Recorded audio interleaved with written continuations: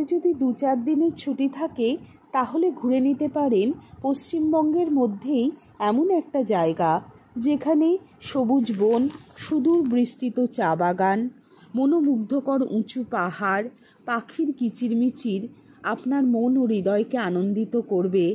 এই রকম একটি জায়গা হলো ডুয়ার্স।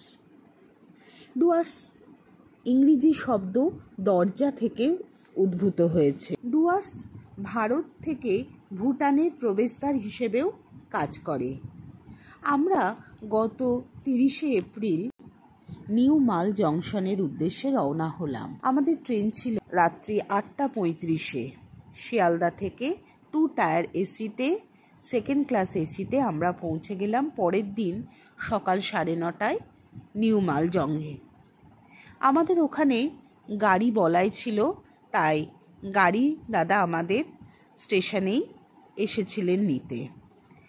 আমাদের উদ্দেশ্য ছিল সেই দিনকেই আমরা ডুয়ার্সের 7টা ভিউ পয়েন্ট অর্থাৎ 7 পয়েন্ট সেই দিন দেখে আমরা পৌঁছে যাব ডুয়ার্সের মূর্তি নদীর কাছে বনানী রিসর্টে। চলুন এই 7 পয়েন্ট আমরা কিভাবে দেখলাম সেটাই আপনাদের সাথে শেয়ার করছি। আমার এই ভিডিওটি আপনাদের ভালো লাগলে এবং কাজে এলে আমার চ্যানেলটা সাবস্ক্রাইব করে আমার পাশে থাকবেন, আর পাশে যে বেল আইকনটা আছে সেইটা অন করে রাখবেন যাতে নোটিফিকেশন আপনাদের কাছে চলে যায় আমি কোনো ভিডিও দিলে। 7 পয়েন্ট সবচেয়ে আকর্ষণীয় ভ্রমণ পিপাসু মানুষের কাছে, যেটা জলপাইগুড়ির লাটাগুড়ি বা মূর্তি থেকে শুরু হয় এই ট্যুর। এখানে জলঢাকা আর মূর্তি নদীর কোলে অবস্থিত বেশ কিছু জায়গা, সুন্দর সুন্দর জায়গা দেখতে পাবেন, যেখানে নদী, পাহাড়, ঝর্ণা, পাখি, জঙ্গল, ফুল, এই পুরো জায়গাটাকে আপনি একদিনেই ঘুরে দেখতে পারবেন। মাল জংশনে নেমে আমরা কিছুটা গিয়ে একটু চা পানের বিরতি নিলাম।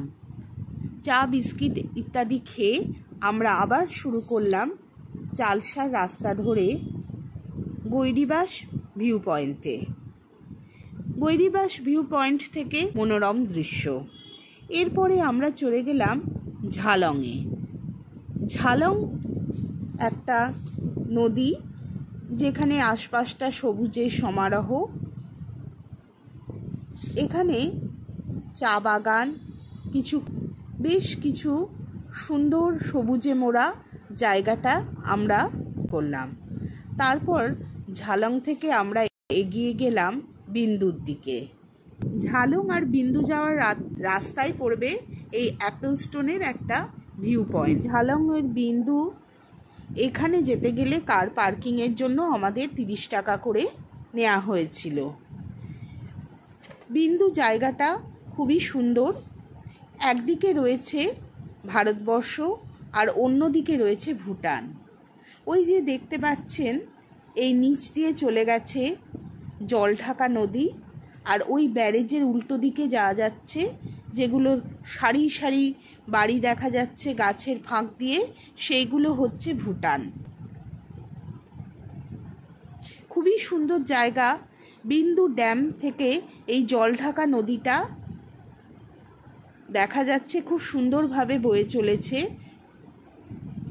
ভারত আর সীমান্তের মধ্যে রয়েছে এই ড্যামটা। গাড়ি যেখানে নামাবে সেখান থেকে 2 মিনিট হাঁটলেই এই ভিউ পয়েন্টটা দেখতে পাওয়া যাবে। রাস্তার দুদিকে বসেছে মানুষদের হাতে তৈরি বিভিন্ন রকমের জিনিস, যেগুলো ওরা ভুটান থেকে ভারতবর্ষে নিয়ে আসছে। এখানে পেয়ে যাবেন ছোট ছোট সুভেনিয়ার, যেগুলোকে আপনি কালেক্ট করে নিয়ে আসতে পারেন, বন্ধুদের বা কাউকে গিফট দিতে পারেন। ছোট ছাতা, বড় ছাতা, টুপি, তারপরে ওদের বিভিন্ন রকম লজেন্স পাওয়া যায়। আমরা বেশ কিছুক্ষণ সময় এই বিন্দুতে কাটালাম, আর আমাদের খিদেও পেয়ে গেছিল। ধারটা, জলঢাকা নদীর যে ধারে অসংখ্য ছোট ছোট খাবারের দোকান আছে। সেখান থেকে আমরা নিয়ে নিলাম 2 প্লেট মোমো আর চাউমিন। মোমো আর চাউমিন খেতে খেতে খুব সুন্দর জলঢাকা নদীর আওয়াজ আমরা তখনও শুনছিলাম। একদম জলঢাকা নদীর গায়েই রয়েছে এই ছোট রেস্টুরেন্ট। এরপরেই আমাদের গন্তব্য হলো রকি আইল্যান্ড। রকি আইল্যান্ড প্রচুর প্রচুর পাথর, এবং পাথরগুলো এত বড় যে বোল্ডারের মতন বড় বড় পাথর পড়ে আছে। একটা পাহাড়ি আর বাহারি একটা ছোট্ট গ্রাম হচ্ছে এই রকি আইল্যান্ড। এর নিচ দিয়ে চলেছে মূর্তি নদী। মূর্তি নদী পাহাড় থেকে আছড়ে পড়েছে আর এই বড় বড় পাথরের সঙ্গে ধাক্কা খেয়ে বয়ে চলেছে অবিরত জলের স্রোতে। এত সুন্দর সেই আওয়াজ, এখানে না এলে সেই আওয়াজটা ফিল করা যাবে না। আর ওপর দিয়ে চলে গেছে একটা ব্রিজ। এই ব্রিজের ওপর থেকে ভিউটাও অসাধারণ লাগে। এখানে আশেপাশে অনেক হোটেল আর হোমস্টে রয়েছে থাকার জন্য। রকি আইল্যান্ড থেকে পরবর্তী গন্তব্য ছিল আমাদের সুলতানেখোলা। এই সুলতানেখোলা এলে এইখানে গাড়িটা রেখে ওদের ওখান থেকে সিন্ডিকেটের গাড়ি নিয়ে চলে যেতে হবে লোকাল সাইট সিন দেখতে, এবং একটা ভিউ পয়েন্টেই আপনার নেবে গাড়ি ভাড়া 300 টাকা। এছাড়া 20 টাকা করে আবার মাথা পিছু চার্জও নিচ্ছে।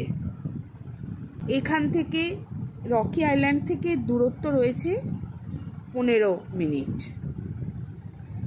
এখানে একটা রয়েছে সরকারি বাংলো, একটা হ্যাঙ্গিং ব্রিজ, এছাড়া আর বিশেষ কিছু নেই। আর রাস্তাটাও হচ্ছে খুব খারাপ রাস্তা, কিন্তু যেহেতু পাহাড়ি রাস্তা আপনাদের হাতে সময় থাকলে হেঁটেও চলে যেতে পারবেন, কিন্তু গাড়ি নিয়ে যাওয়াই বেটার। খুবই রাস্তাটা এবড়ো খেবড়ো। পাহাড়ে যেহেতু তাড়াতাড়ি সন্ধে নামে, সেই জন্য আমরা দুধারে চা বাগানের মধ্যে দিয়ে ছুটে চলেছে আমাদের গাড়ি। আর দেখতে দেখতে চলে আসলাম সামসিং ভিউ পয়েন্টে। পাহাড়ের মাথায় মেঘের ভেসে বেড়ানো আর পাহাড়ের নিচে সেই ফেলে আসা জলঢাকা নদী। আমরা যেহেতু প্রখর গ্রীষ্মের সময় গেছিলাম, তাই নদীগুলোর জলটা শুকিয়ে গেছিল। কিন্তু এই যে সামসিং ভিউ পয়েন্ট, সেই সামসিং ভিউ পয়েন্ট থেকে আমরা অসাধারণ দৃশ্য উপভোগ করলাম একদম পড়ন্ত বিকেলবেলায়। সেখানে দাঁড়িয়ে কিছু ছবি তুললাম, আশপাশগুলো দেখলাম। এই যে মেঘ, একদম বিকেলের যে পড়ন্ত মেঘে সূর্য অস্ত যাচ্ছে, এর ভিউটাও অসাধারণ লাগলো। এখানে সবাই আসে বলে কিছু কিছু মোমো, চায়ের দোকান, বিস্কিট এই সবগুলো পাওয়া যায়। আপনারা ঘুরতে ঘুরতে খেয়েও নিতে পারেন টুকিটাকি সব জিনিস। এরপরে আমাদের গন্তব্য ছিল আজকে 7 পয়েন্টের লাস্ট পয়েন্ট মূর্তিতে আমরা থাকবো বলেই গেছিলাম বনানীর উদ্দেশ্যে। নেক্সট ভিডিওতে আমি আপনাদের বনানীতে কিভাবে থাকলাম, মূর্তি নদীকে ভোরবেলায় কিভাবে দেখলাম, আশপাশের দৃশ্যগুলো কিভাবে উপভোগ করলাম, সবটাই আপনাদের কাছে তুলে ধরব।